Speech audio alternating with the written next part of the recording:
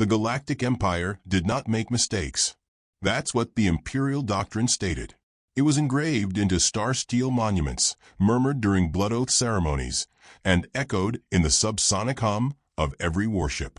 So, naturally, when the Empire captured 3 human women from a disputed colony on the galactic fringe, they declared it a flawless tactical victory. The press releases practically wrote themselves, 3 human brides of peace secured from savage world. Morale up, war down, empire ascendant. They were paraded into the imperial capital ship Varnaxis Prime, with a dozen armed guards flanking them like prized livestock. Yet no one noticed how oddly calm they looked. Isla walked in the center, elegant, tall, her movements like a metronome set to confidence. Her hands folded demurely in front of her. She offered a warm smile to every alien officer who glanced her way, which only made them more nervous. On her right, Renna practically bounced with energy. Red curls and an easy grin gave her the appearance of someone on a galactic tour, not a prisoner of war. She winked at the towering Charnakian security officer and asked if he'd ever been to Vegas. He blinked 3 eyelids in confusion. On Isla's left, Doc, short for Dr. Samiratran, pushed up her glasses and mumbled something about how unsanitary the floor looked. She clutched a bulky leather-bound notebook labeled Bridal Customs, Notes for Alien Understanding. The fact that the Empire believed the book was real was an insult she chose to quietly savor. Inside the Grand Convocation Hall, Supreme Adjudicator Val Tunax presided from a throne of levitating iron discs. The air smelled faintly of antiseptic and self-congratulation. All 63 members of the Galactic High Council were present, their colorful robes flaring with each breath. They looked like exotic birds preparing to vomit. "Present the prisoners," Tunax croaked, one tentacle gesturing grandly. "We begin the ceremony of interrogation and cultural extraction. May the Empire grow wiser through their quaint suffering." The women stood silently as a robed official read a formal declaration of capture. It sounded like someone had asked a bureaucrat to write poetry and threatened him with exile if he used contractions. When it was done, Isla took a careful step forward. Permission to speak as an ambassador, honored sirs and madams. There was a collective chuckle among the council. Tunax tilted his bulbous head. "Speak human. Entertain us." "Thank you." Isla bowed slightly. "We just wanted to clarify, we weren't captured. We surrendered." Tunax blinked. "What?" "Well," Isla said, brushing an invisible speck from her sleeve, "we were already on the ship before your forces even got there. You just didn't know it." The silence was immediate. Across the hall, Renna hummed something upbeat and off-key while twirling one of her curls around a finger. Doc scribbled in her notebook and muttered, "Check. Confirmed. Imperial security protocols equal cheese with larger holes." Tunax's tentacles twitched. "Explain." "We were already stationed on Gorax Theta as cultural liaisons," Isla continued smoothly. "Your raid simply expedited our travel. We're flattered by the dramatic welcome." "You were spies," snapped Commander Nuvak, a reptilian officer with glittering fangs and little patience for pleasantries. "We were brides," Renna said cheerfully. "You said so yourselves. You dare mock us?" Renna's eyes twinkled. No. We dare educate you." Doc looked up from her notebook. "You know, the term bride on Earth isn't just a marital designation. It can also be metaphorical. In chess, for instance, a bride is like a queen, moves in all directions, pivotal in strategy. Very symbolic." "Chess," echoed the war minister, blinking with the slow dismay of someone realizing they brought a spoon to a knife fight. Isla smiled again. It was warm, encouraging, almost maternal. "Shall we be seated, honored council? I believe your staff has prepared a welcoming banquet. We wouldn't want to offend galactic hospitality." Tunax stared at them, uncertain whether he was being insulted, manipulated, or both. Moments later, they were led into a grand dining hall. The Empire prided itself on excessive ceremony, so the meal was delivered by robotic drones wearing powdered wigs and monocles. Someone on the protocol team had misinterpreted an Earth cultural archive. Doc whispered, "They think British tea parties were war negotiations." Renna snorted soda out her nose. Each human woman was seated beside a different alien dignitary. Isla faced the prime strategist. Renna sat with Admiral Drex, a jellyfish in a floating tank. Doc was flanked by two silent android scribes who kept malfunctioning every time she adjusted her bracelet. Isla leaned toward the strategist. Your wine is excellent. Floral, but not overbearing. Reminds me of something my grandmother made right before she shot down 2 assault drones with a frying pan. He blinked. Excuse me. Renna asked Drex if his species had movies. When he nodded, she launched into a description of Die Hard while stealing data from the table's interface with her modified earrings. You'd love it. Barefoot human beats an entire army. Very therapeutic.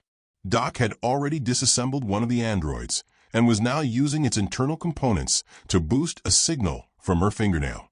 It's a manicure hack, she murmured. Very on trend this season.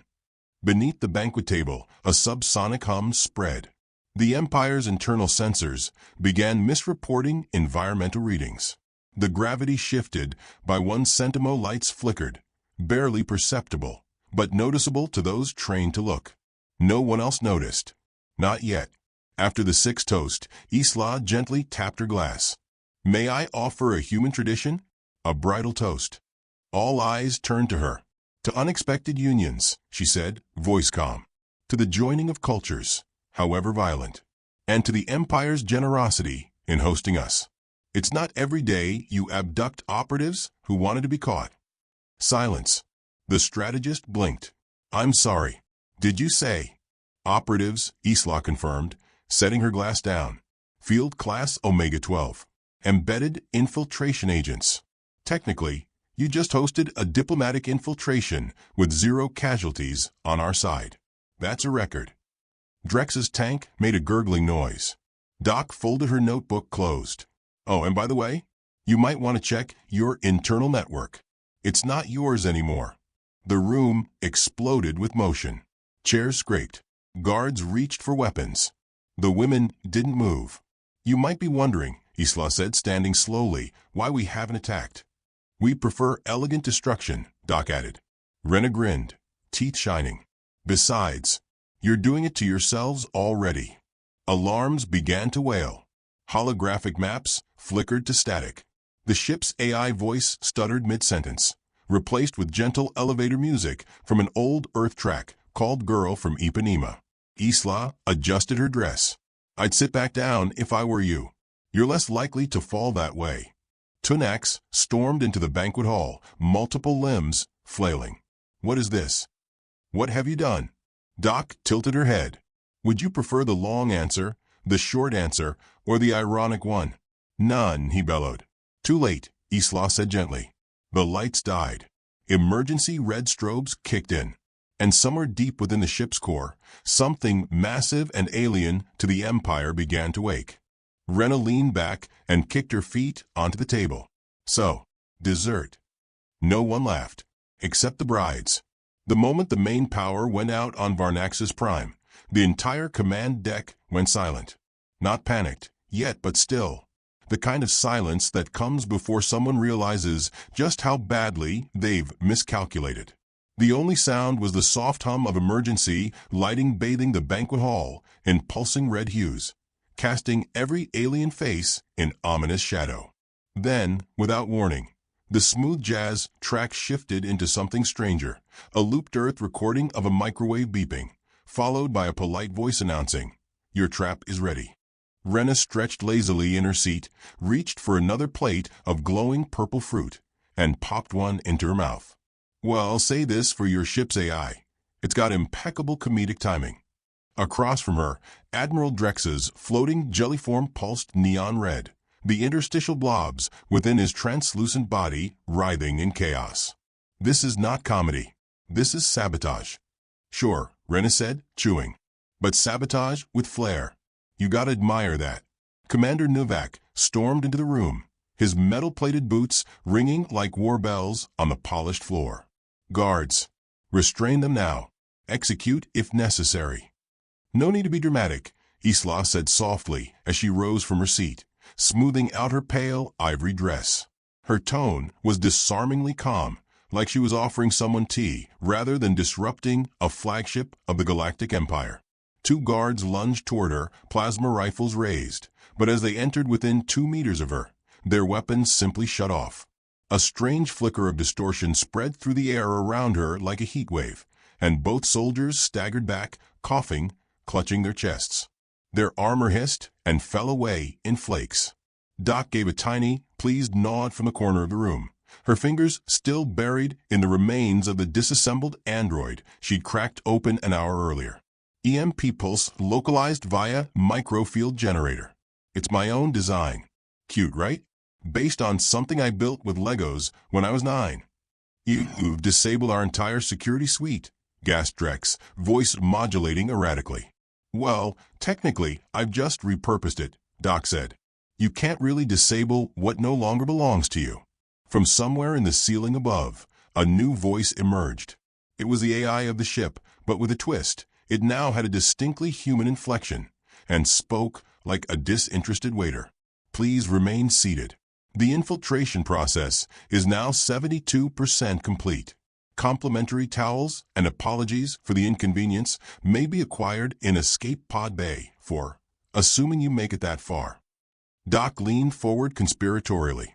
I also gave it sarcasm. It's learning fast. Unacceptable. Tunax roared, entering with 4 backup guards, all now wearing exosuits. You dishonor the laws of war. Cute, Renna said, spinning her fork between her fingers. You think this was war?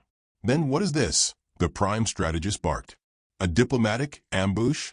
A rogue act of sabotage. Isla stepped forward. It's a quiet reset of galactic dynamics. A soft reboot. Consider it a pre-wedding surprise. Tunax's skin flushed a sickly yellow, the telltale color of disbelief. You humans, brides no less, have no authorization. This is piracy. Treason. Oh no, we're very authorized, Isla corrected gently. We're not brides. That was your word. We're bait. For a heartbeat, the statement hovered. Then Renna stood, sighing theatrically, and walked over to the nearest console, now flickering with Earth-scripted code. With a swipe of her hand, the room's visual display panels switched from alien military data to maps of the Empire's interior systems, now riddled with red marks. I'm just going to fast forward the slow realization part, she said. This ship is compromised. Your fleet positioning relays are also compromised. Your planetary defense mainframes are currently running Minesweeper. Your capital's defense grid is on a scheduled break. And oh, look at that, your secret intelligence vaults just uploaded everything they have to a certain secure human server on Luna 4. Admiral Drex made a keening sound. How? Honestly, Renna shrugged. You guys left your encryption keys in the metadata of your Christmas card files. That's not even hacking. That's scavenging. You've overstepped. Tunax bellowed. There will be consequences. There already are, Isla replied. They just haven't reached your desk yet. She walked toward the center of the room, heels echoing with slow, calculated rhythm. You see, the Empire has always seen humanity as loud, messy, too emotional. You've called us savages, called our species unstable. Doc stood beside her now, brushing a strand of hair behind her ear. And that's the image we let you believe. Because nothing disarms an enemy like underestimation. You believed we valued our women as soft, that we protected them because they were fragile. You called us backward for loving too hard, for laughing too loud, Isla added. But what you never realized, what you couldn't even comprehend, was that our love, that's the weapon. Not in a fairy tale way, Renna chimed in. We're not talking fairy godmother hugs and wishful thinking. We're talking set a galaxy on fire if you touch our own kind of love. Tunax waved an arm wildly. You mean to collapse an empire with affection? No, Doc replied dryly. With strategy. Affection's just the trigger. The AI cut in again. Infiltration now 91% complete. Recommend all personnel evacuate immediately. Or don't. I'm a ship, not a life coach. The guards tried again. This time, a gas sprayed from the ceiling. Harmless, but disorienting. The humans remained calm while the aliens stumbled, coughing, sensors glitching. Isla reached into the fold of her gown and removed a single silver pin, no longer than her pinky. She pressed it to the floor. A pulse spread, and beneath their feet, part of the ship's plating began to shift, folding back with mechanical grace. A hidden chamber emerged, cylindrical, dark, and humming with quantum tech. "What is that?" the strategist shouted. Renna stepped forward and answered with a mischievous grin. "That is the part where you realize how screwed you are." Inside the chamber was a quantum uplink device, one that didn't exist in any known Imperial registry. It was Earth-made, wrapped in false data signatures and shaped like a decorative base column. It had been placed on this ship months ago, activated remotely by Isla the moment she was escorted inside. Doc ran a scan from her bracelet. "It's now synced with 37 other ships in your command chain, including Zarnatha's Pride, your forward dreadnought, which is, fun fact, now rerouted to fire on your logistics hub in 3 minutes, unless we say otherwise." Tunax staggered back, visibly shaking. "Why would you do this? You risk war." Isla turned to face him fully, the last of her diplomatic warmth drained from her voice. "No. You started war when you took what wasn't yours. When you captured us and called it peace. When you thought humans were pawns and didn't bother asking why they were standing so calmly on the other side of the board." The room was silent again, save for the soft ticking of the uplink calibration.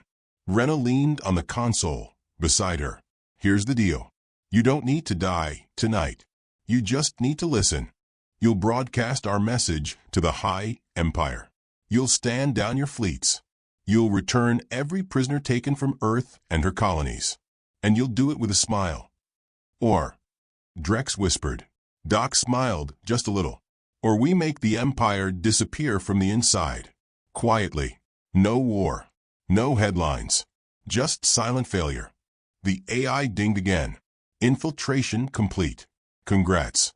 You're now property of Human Diplomatic Corps. We hope you enjoy your stay." Renna stretched again. "I'm getting dessert now." Tunax dropped into his chair, stunned, arms limp. The other council members looked between themselves with the growing realization of just how thoroughly they'd lost. Isla turned to the guards, what was left of them, and gave a slight bow. "Thank you for your hospitality. We'll be commandeering this vessel for our negotiations. You're free to return to your empire, assuming you can find a ship we haven't already claimed." "Wait," cried the prime strategist. "What do you call this? This trap?" Isla paused. "We call it diplomacy, human style." And with that, the light surged once more, not red, but gold, as the ship systems reconfigured themselves with Earth's interface templates. Menus realigned, security privileges flipped, and the core command throne now displayed the Earth flag's insignia. Outside the ship's viewport, space shimmered. A formation of human stealth frigates decloaked in silence, their hulls darker than the void. No shots fired. No word spoken. Just presence. Proof that humanity had never stopped watching. Inside the hall, Doc glanced at her comrades and adjusted her glasses. "Phase 1 complete. Shall we begin negotiations?" They nodded, from hunted prisoners to galactic tacticians in one elegant sweep. The trap was now irreversible, and the Empire, at last, began to feel fear. They didn't run, even as their flagship buckled with repurposed Earth code, even as their systems turned traitor and their war maps now pulsed with red. Still, the Galactic Empire's high command did not flee. They stood paralyzed, not by weapons, but by the sheer horror of realization. For the first time in over 1,000 cycles, they had no play left on the board. The brides weren't leaving. That became clear when Isla stepped up to the Imperial Command throne, now humming under her access signature, and sat down with the calm dignity of someone sliding into a seat she'd always owned. The human flag hovered behind her, projected by a hollow drone that used to broadcast propaganda for the Empire's glory. Now it shimmered with Earth's blue and green. Doc took her place by the main console, fingers dancing across keys, eyes flicking across cascading data. 39 major vessels now under command. 2 more just voluntarily transmitted their override codes. I think they're hoping we'll be merciful. Renna wandered to the massive viewport, hands clasped behind her back. Outside, the stars glittered like watching eyes. They still don't get it. They keep waiting for a declaration, a speech, the part where the humans demand tribute or surrender. But that's not our game. Isla didn't move. Her voice was a whisper that carried like a thunderclap. No, our game was played the moment they paraded us onto this ship. The Empire wasn't conquered today. It was invited to collapse. Behind them, Prime Strategist Galactic stood rigid, his translucent throat pulsing with barely restrained panic. This is not protocol. This violates the galactic law of detained envoys. Doc didn't look up. You're confusing law with habit, and habit with safety. You're 3 women, he snapped, his voice cracking. 3. You expect us to believe you took the greatest command vessel in Imperial history with your charm. Isla turned her head slightly, fixing him with a calm stare. No, we took it with planning. Charm was just the garnish. Galactic looked at Renna, who was casually flipping through the Empire's tactical archive like it was a photo album. What are you? Renna glanced at him, her smile easy but her tone edged. You remember the old stories? About Earth? About wolves and forests and the things that wore human faces? We're those stories. We're what happens when you confuse kindness with weakness. Galactic looked around, as if help might still come. But every console was speaking in Earth's dialects. Every corridor camera flicked to human control. His guards were either locked out or locked up, and the few remaining bridge officers were frozen in place, unsure whether obedience or resistance meant slower death. Doc pressed one final command, then turned. We've just rerouted all Imperial military supply lines to civilian zones. Bread before bullets. Your own people will realize who fed them. You're going to start a civil war, whispered Galactic. No, Isla said. We're going to make them question why they ever obeyed you. Fear was the only chain you had, and now they know it snaps. A new alert bloomed on the command deck, and Renna blinked. Oh, now this is getting interesting. What is it? Asked Isla, already scanning the feed. One of your dreadnought captains, she said to Galactic. The big bad Vexen the Pulverizer? Just broadcast an open message. Says he sides with us now. Wants to see how humans run a galaxy. Honestly, good branding.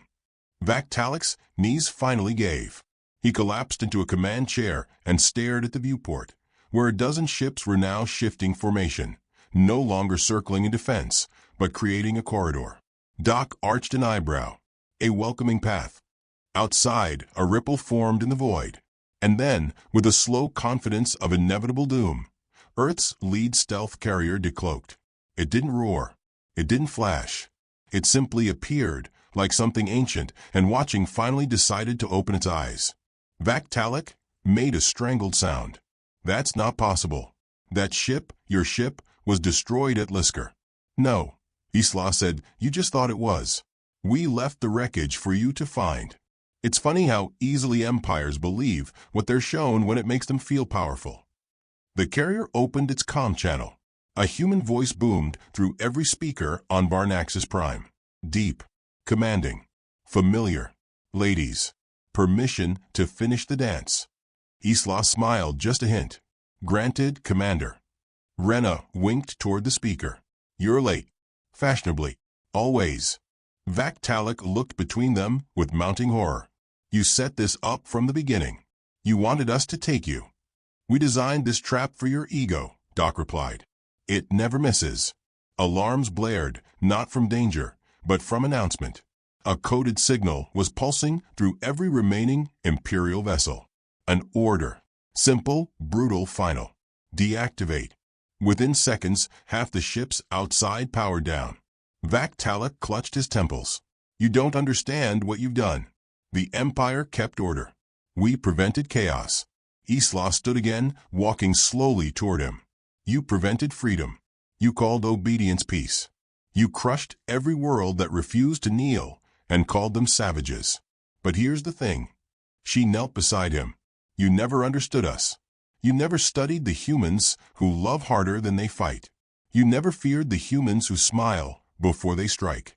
And you never imagined a species who would let you steal something precious just so you'd carry the bomb back into your own heart. His voice cracked. You're monsters. No, Isla said. We're mirrors. The AI voice crackled back to life.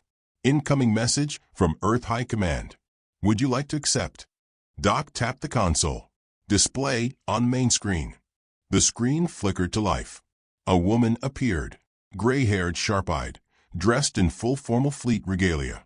Her metals gleamed even in grainy transmission. Operatives. We've received full confirmation. Proceed to diplomatic transition phase.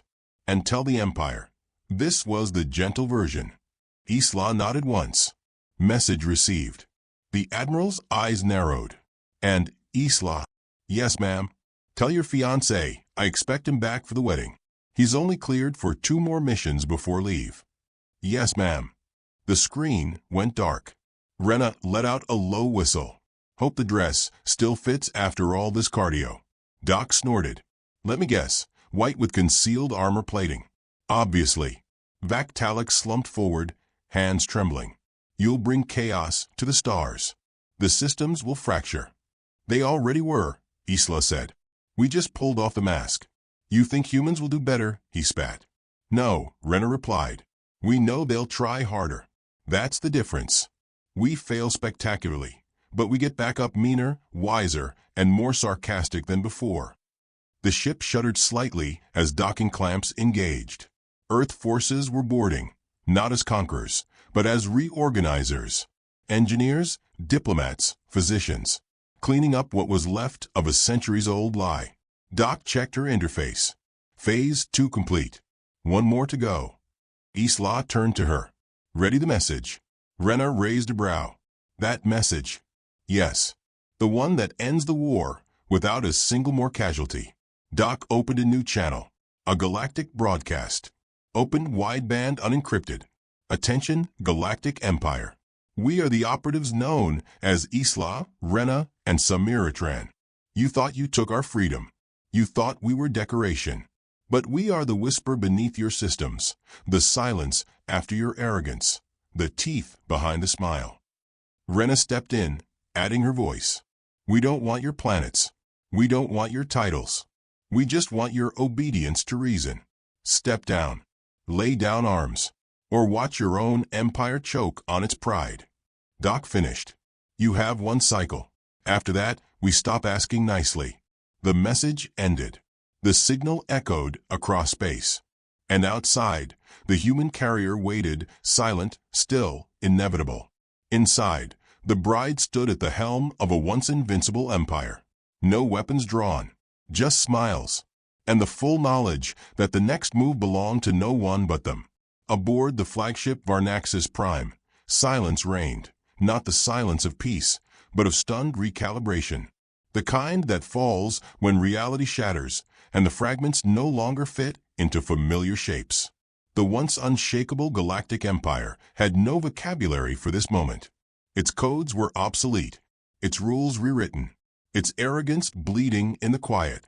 Isla stood tall on the command dais, one hand resting on the polished rail that used to belong to the Empire's supreme adjudicator. Now it was hers, not as a throne, but as a tool. She wasn't interested in ruling through fear. She was interested in rebuilding through calculated force. Around her, the bridge bustled with sudden, precise human presence. Engineers moved through systems like surgeons. Tactical operatives sealed off corridors and deactivated old command channels. The Empire's pride had become Earth's project. Its flagship, once a symbol of control, was being repurposed into a beacon of consequence. Doc sat at the console, focused and methodical.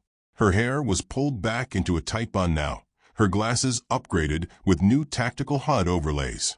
Every keystroke was exact, every data pulse feeding into a network of unfolding change. In front of her, the holomap showed planetary systems blinking into new alignment. Imperial supply routes now redirected to colonies long denied food and aid. Hospitals were getting medicine. Outposts once left to rot were receiving signals of hope. Earth wasn't just dismantling an empire. It was replacing it, line by line, packet by packet. Renna leaned back in the central chair, legs crossed, a steaming cup of alien tea in hand. The smell was terrible, like boiled mushrooms and burnt rubber, but she sipped it with theatrical pleasure anyway. "Feels good," she said, smacking her lips. "Tastes like revenge." Doc didn't look up. Revenge is usually bitter. That's probably just the Glark root. Still hits right.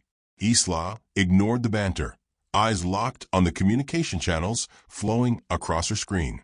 Outside, Earth's stealth fleet held position. No weapons drawn, no shots fired. The threat was passive, implied. Yet everyone understood. One wrong move, and silence would become fire. Galactic had not moved from his corner since collapsing into a tremor-laced stupor hours ago. He wasn't dead. That would have been simple. Instead, he watched, conscious, aware, forced to witness the unraveling he'd helped architect. "You're undoing centuries of order," he whispered. "No," Isla said, still not looking at him. "We're correcting centuries of miscalculation." "You're arrogant," he muttered. Renna chuckled. "That's rich. Coming from a guy whose race installed statues of themselves on every moon they conquered. One even had a plaque that said glorious wisdom without equal." Very humble. Vac's eyes twitched. "The galaxy will resist." Isla turned, finally facing him. Her voice was quiet. Final. "No. The galaxy will remember. And they'll choose. You gave them one option for too long. We gave them a second." Doc tapped the console. Final sequence ready. Interstellar override keys engaged. A quiet alarm chimed. On the main view screen, a new signal appeared. A fleet. Vast. Angular. Sleek. Not human. Isla's brow lifted. "Unknown ships just entered system," Doc reported. "No IFF match. But signal encryption is partially Earth-compatible." Renna sat up, grin widening. "Guests." The fleet shimmered into view. A coalition of species once considered vassals of the Empire. The Sarkin, the Lyriti, even the stone-bodied Vuric, who rarely left their volcanic worlds. Their vessels didn't move with formation. They drifted, uncertain. And then they broadcast a signal. Audio only. "This is Chancellor Vel of the Sarkin people. We received your message. And we answer." Isla stepped forward. "Chancellor, this is Isla. We're listening." "You stood alone," Vel said. "But you broke chains we couldn't. You infiltrated the monster's heart and made it choke on its own blood. We are not here to resist you. We are here to witness. And to ensure you do not become what you just destroyed." Renna raised an eyebrow. "Checks and balances?" "Accountability," Vel answered. "If humanity is to lead, it must also answer." Doc turned to Isla. "This is unprecedented." Isla nodded. "And exactly what we hoped for." She opened the channel again. "Chancellor, we accept your presence. And your vigilance. Earth welcomes your eyes. We didn't come here to wear the crown. We came to throw it into the fire." There was a pause. Then Vel spoke again, softer this time. "Then perhaps this galaxy still has hope." Another signal arrived. Then another. Systems lighting up. Alliances once dead reigniting. Not through conquest, but through choice. Doc leaned back, exhaling. "The dominoes are falling." And with a finger that tapped the first one, Renna said. Galactic growled from a floor. "You think this ends here? There are other empires. Other warlords. They will not bow to your clever tricks." Isla stepped toward him, her presence cutting through the room like a blade. "Then let them come. Let them see what humans do with threats. We don't conquer to rule. We infiltrate. We understand. We adapt. And if provoked, we break what others thought unbreakable." She crouched beside him, voice colder now. "You built an empire on fear. We'll build one on the fear of becoming you. That's the difference." He looked up, eyes bloodshot. "You're a species of manipulators." "We're a species of survivors," Renna said from across the bridge. "And we just got tired of playing nice." A new alert chimed, this one private, encrypted. Doc frowned, checking her console. Incoming secure message, personal. Isla blinked. From Earth. No, Doc said slowly. From orbit. Someone just docked with the lower cargo bay. Came in through a diplomatic tether we didn't even know was open. Human. Doc turned the screen. A figure stood in the docking bay. A man in black ops gear, helmet off, grinning like he'd just walked into his favorite dive bar and found all his old friends. Fiancés early, Renna murmured. Isla allowed herself the smallest smile. He always did like grand entrances. The screen lit with his voice. You three really can't leave me out of anything, can you? Doc patched him through. Welcome aboard. We saved you the Empire's best seat. He strode into the lift. In under a minute, he emerged onto the bridge, stepping into a storm of silent, stunned onlookers, human and alien alike. Tall, scarred, still water. He walked straight to Isla and kissed her like they had all the time in the world. No one dared interrupt. When they broke apart, he looked around. Yuri decorated. Was due, she replied. Empire lacked flair. Noted. So what's next? She turned to the crew. All systems secure? Doc nodded. Confirmed. The Empire is ours. But only if we want it. Renna finished her tea, stood, and stretched. Or we could give it away. Hand it off to someone who won't waste it on vanity projects and iron statues. Isla tilted her head. We don't need to wear their crown. Just break it so no one else does. Her fiancé smiled. Sounds like a proposal. Already gave you one, she said, brushing his collar. This was the honeymoon. The lights dimmed slightly. Earth's fleet began shifting formation, dispersing toward outlying sectors with new coordinates. The message was clear. Earth wasn't staying to gloat. They were moving on, fixing what was broken. Doc looked up. Global broadcast prepared. Whenever you're ready. Isla walked to the command center, stood tall, and nodded. Do it. The screen flashed. Across the galaxy, devices chimed. Stations, freighters, colonies, even outlaw ports. All of them received the same transmission. A human face. Calm. Resolute. Powerful. This is not a conquest, Isla began. This is a correction. The Empire ruled through fear. We offer a future ruled by choice. Stand with us or stand aside. But understand, humanity will no longer be underestimated. We walked into the heart of your power, smiling, unarmed, and we turned it off from the inside. Renna's voice joined hers. Earth doesn't need to scream to be dangerous. We don't need fleets to be feared. We sent 3 women in white dresses. And that was enough. Doc's voice followed. Let that be your reminder. Never mistake kindness for surrender. Never mistake beauty for fragility. And never take from Earth what Earth does not freely offer. The screen faded. Outside, stars blinked in agreement. The galaxy had just witnessed the impossible. Not through war. Through infiltration. Through brilliance. Through 3 brides who had never been brides at all. And as Varnax's Prime sailed toward its new purpose, its engines lit with Earth's quiet fire, the galaxy turned, not toward an empire of fear, but toward a shadow-wearing promise. Because somewhere out there, other empires still plotted. And now they all knew. Humanity was watching, and smiling.